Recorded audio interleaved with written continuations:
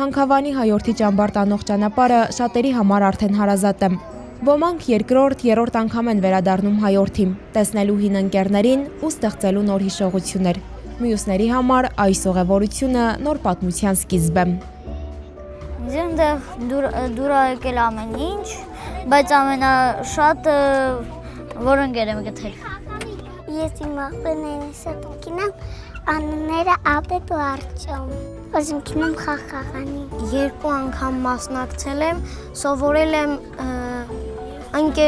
ճիշտ ընկերներ գտնել եւ որ չի կարելի ամեն մեկին, որ սխալ են անում կամ ինչ-որ բան չեն կարողանում, ասել, որ դու չես կարողանում կամ նեղացնել։ Հարազատ դարձած մարդկանց գրկում են, համբուրում ու արդեն ծրագրեր կազմում առաջիկա օրերի համար։ Վստահ են, անմոռանալի մեկ շաբաթ են այստեղ ունենալու։ Այնուհետև ճաշի են նստում ճամբարականները, աղոթքով, հայորդի անխախտ ավանդույթներից է։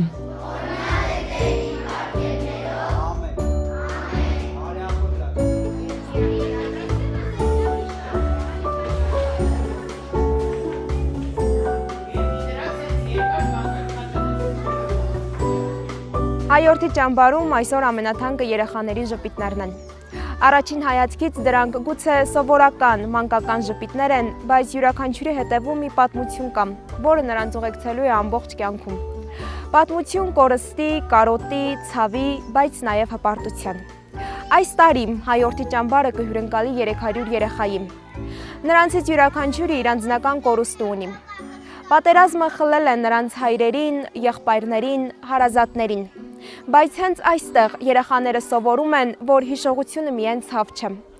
Նրանք հիշում են իրենց հերոսներին ապրելով այնպես, ինչպես վստահաբար նրանց հայրերը կուզենային տեսնել։ Ժպտացող, ընկերասեր, բարի եւ ապագայի հանդեպ հավատով լի։ Իմ պապուսանը Կարենա, ուրան հանա ես հիշում, ուրան բարիությունը, ուժը, Էսա ուրենա վխելիս են լել։ Արենը Հադրութից է, հայրը 44-օրյա պատերազմի ժամանակ է զոհվել։ Հայրենիքի տարբեր հատվածներից այս ճամբար են եկել բոլոր նրանք, որոնց հայրերը վտանգի պահին ընտրել են պաշտպանել հայրենիքը։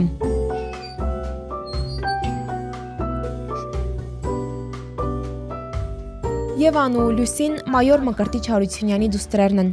2023 թվականի ապրիլի 11-ին տեղ գյուղի սահմանագծում մարտական առաջադրանք կատարելիս զոհվեց նրանց հայրը։ Մեր պապայանը Մկրտիչ է, ես շատ հպարտ եմ, որ իր աղջիկն եմ, տենց չգիտեմ, միշտ գլուխս վեր եմ քայլում, որ իր աղջիկն եմ։ Ես հիշում եմ իմ պապային, իմ մաման պատմել է ինչ ա եղել փոքր ժամանակ, բայց ես հիշում եմ, որ ինքը մեր համար գիրքեր կարդում, չգիտեմ, իր ձայնը իմ մեջ շատ տպավորիչ ա եղել ու մինչև այսօր հիշում եմ։ Հայորդիում իրենց հայրերի մասին հաճախ են պատմում այս երեխաները։ Հիշում նրանց ձայնը, ժպիտը։ Երբեմն տխրում են, երբեմն լռում, բայց փորձում են նորից ժպտալ, անսահման մեծ ցավ կրող այս փոքրիկները։ 9-ամյա Եվայի հիշողություններում դեռ կենդանի են 2023 թվականի սեպտեմբերյան պատերազմի օրերը։ Սարուշենից Ստեփանակերտ են հասել անտառներով, մթության մեջ։ Հիշում եմ, որ հորաքրոջս ու մամայիս հետ անտառներով գնացինք դեպի Ստեփանակերտ։ Ես հիշում եմ, որ գիտեի, որ գնալու ենք Հայաստան, հետո նորից հետ ենք գալու այն անցած կռվի պես, բայց մենք եկանք Հայաստան ու մնացինք։ 300 երեխա է մասնակցելու հայորդի 2026-ին։ Ազգային 2 բարի դասընթացներ, համերգային երեկոներ, անակնկալ հյուրեր, հոգեբանական աջակցություն, տարբեր թերապիաներ։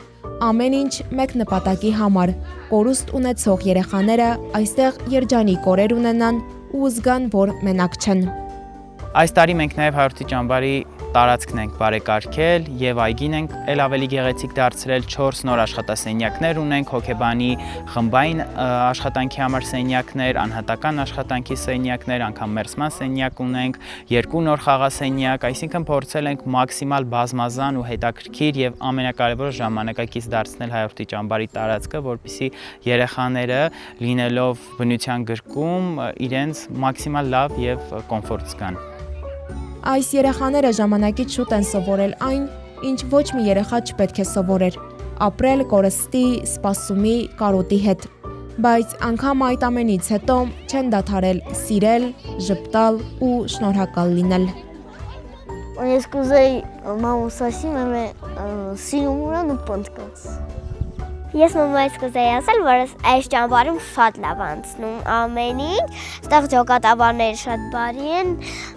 տնօրենությունն էլ է շատ բարի։ Ես կուզեի, որ իմ պապան իմանար, որ ինքը շատ ուժեղ կին ունի, որ կարողացել է չկոտրվի ու պահի մեզ։ Ես մամայից կուզեի ասել, որ ես իրեն շատ եմ սիրում։ Մամուս կուզեի ասել, որ ես քեզ շատ եմ սիրում, մամ։